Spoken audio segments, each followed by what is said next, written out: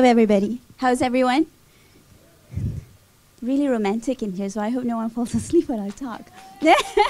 Thank you, thank you. So dah makan semua ya? Sandwich semua cool? Assalamualaikum warahmatullahi wabarakatuh. I'm Ellyn, and the stage is not my familiar ground, so I would have to give thanks to Susan for prepping me up a bit. I tell my stories to the stories of other people, and today's story is about slavery. So, post-tsunami, few days after, very bright, few days after the waves hit the land of Aceh, Indonesia, where over 200,000 lives lost because of the waves, not just because of that, but the earthquake that happened. We tend to forget the 30-year conflict war that happened in Aceh.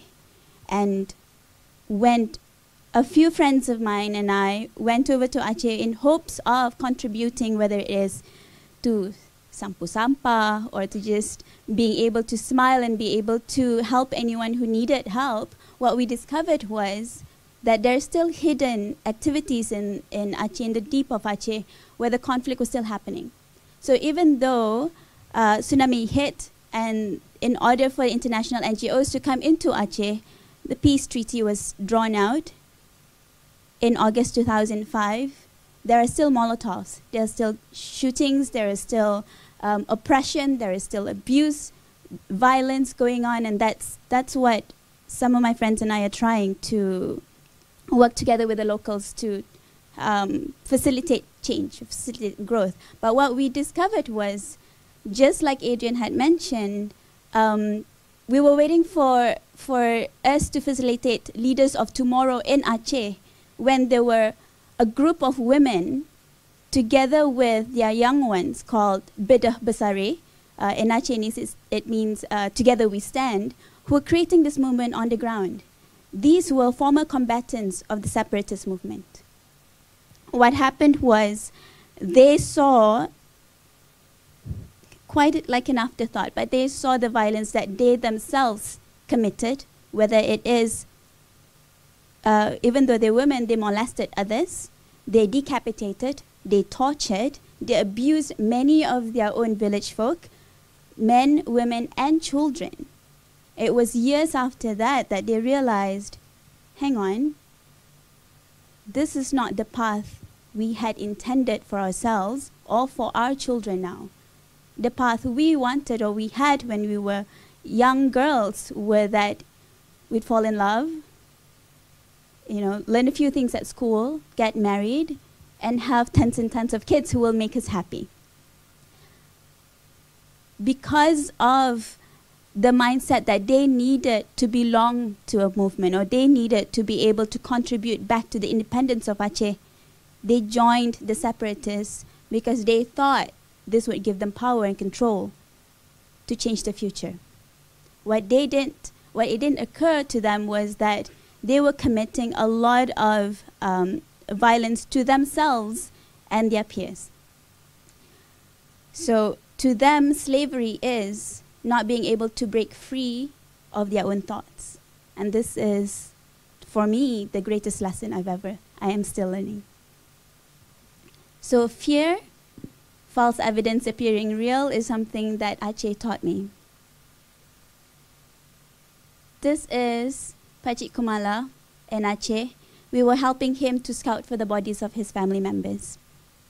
He, believe it or not, is one of the admirals of the separatist movement.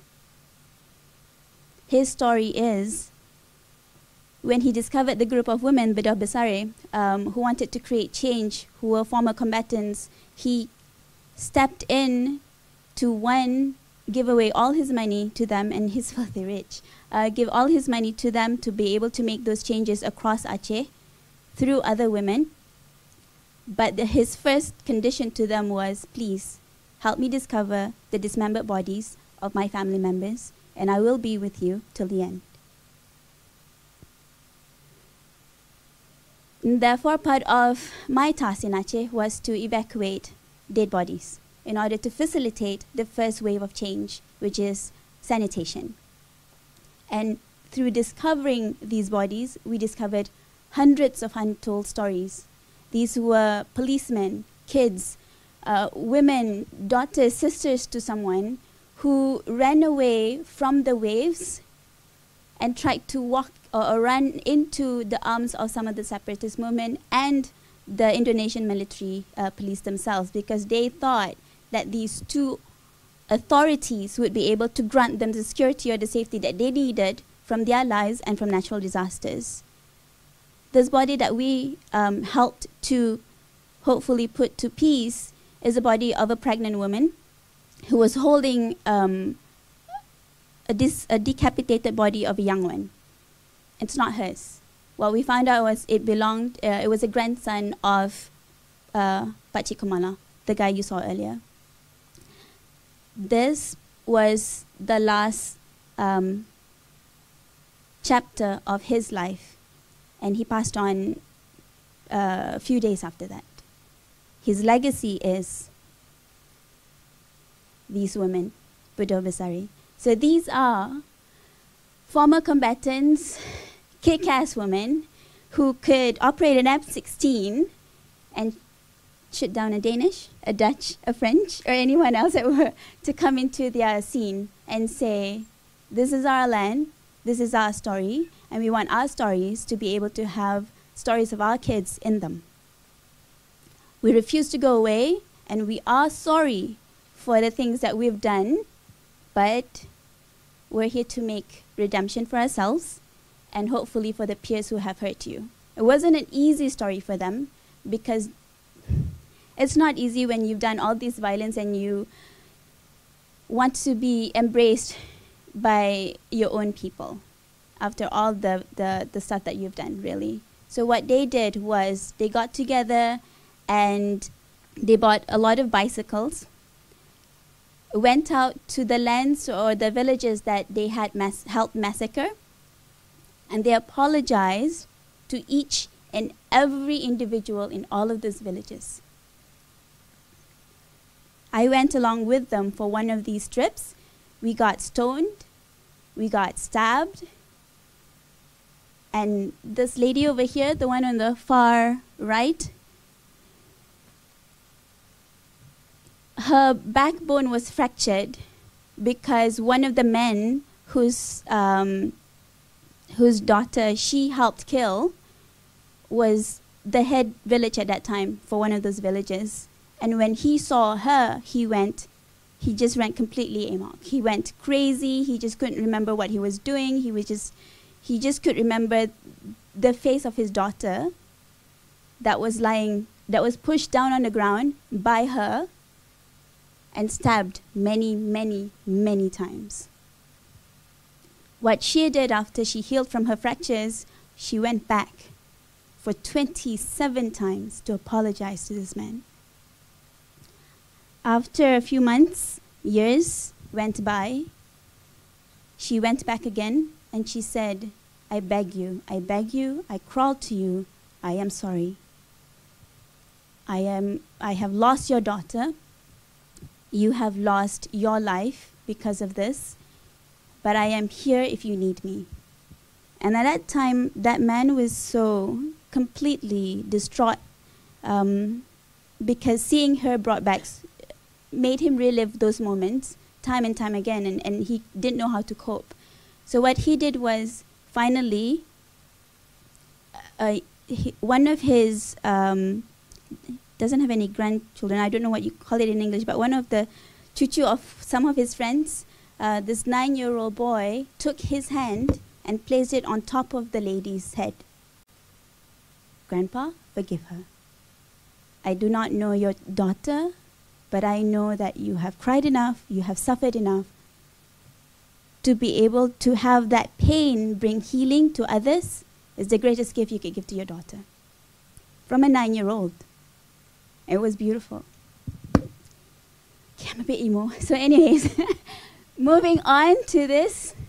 This is the boy who placed the hand onto the lady's head and said, I am here to also make a change because I have all of the siblings around me who is just so full of hate and bitterness that this is not the world I want for my land, for my people, or for my friends, because I can't go out and play with a boy next door because he used to be a part of a family that didn't do nice things to our family.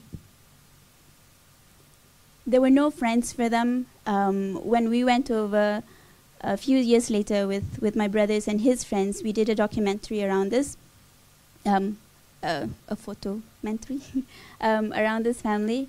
And what the mother actually said was that my father's friends passed away, the guy just now, with peace and a smile on his face because he could finally forgive.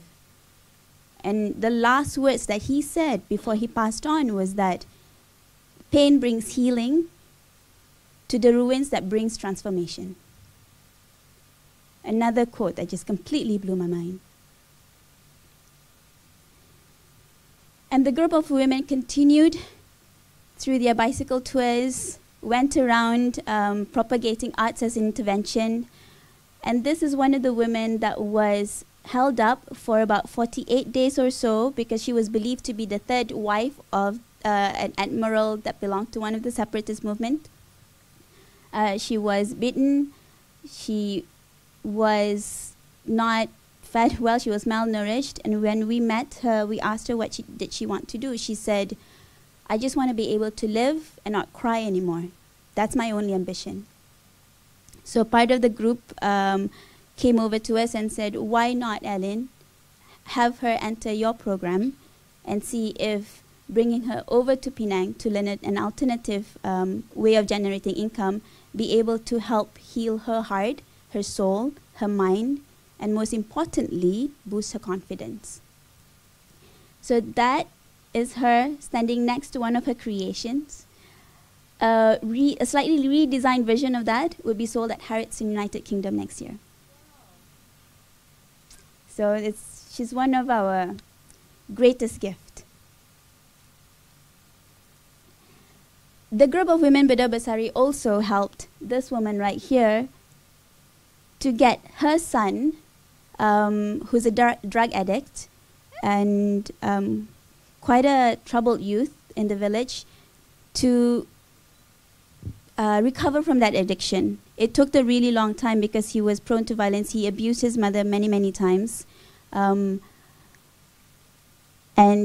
when we met him at this time, it was in his 3rd or 4th rehab month. And rehab in Aceh is not easy. It's not like we have medical facilities here. It's very aggressive in terms of you're completely stripped of any comforting medicine or food that could help heal you. So what he said was, I hate my mother right in front of them. I hate my mother for putting me through this, but I love what she's doing for other women. And although as painful as it was for the mother to hear that, what she heard was, I have hope from her son. This is a former TNI, Tentera Negara Indonesia officer, one of the official Indonesian military police officer, who we interviewed and admitted to a lot of crimes that was never told onto the separatist movement, as well as to some of even his own sister, actually. So this is a popular story I tell sometimes in sharing on social entrepreneurship, was that when they came back to be able to live in their village, they were ousted, obviously. They were just completely abandoned and left to their own accord, but they were very determined. So him and his 2 buddies lived way out of that village, and every year, while rearing livestock to provide meat for the surrounding villages, move 1 kilometer closer to the village. Very subtly rebuilding that relationship with his village folk, with families of friends who had often seen them in a different light and now see them hopefully as an entrepreneur and as a provision provider to the villages around him. And this year, about 2 kilometers away from the village that they wish to live in, their own. So when we talk about slavery and breaking ourselves from the thoughts that we have that could harm us, I think far often than not we think about what can I do for other people and forget to learn from the lessons that we could learn from others. So when you talk about healing, transformation, creating change or movement, I think the best question you could possibly ever ask is, do I really want this change in me? And how can that happen if I don't forgive myself or let go of this prison that I've built inside me? For a lot of women, that's insecurity, that's self-esteem issues, that's whether we're pretty or not, we're smart or not. For a number of men, it's a whole bunch of other issues. But if you have any doubt about what you can do, just take a look at the women that you met today. And you can even now BlackBerry message them and ask them how they created change in a land that was devastated, in a land that had no hope, in a land that was full of stigma, that mental illnesses raised through the roof because of the 30-year conflict. You can ask them how they did it, and their answer is very simple. Because we love. And at the end of the day, when you strip yourself out of everything else, the only thing that's left is your connections and your relationships to one another. So look around you and recognize that the person next to you is also a change maker as much as you are. Thank you.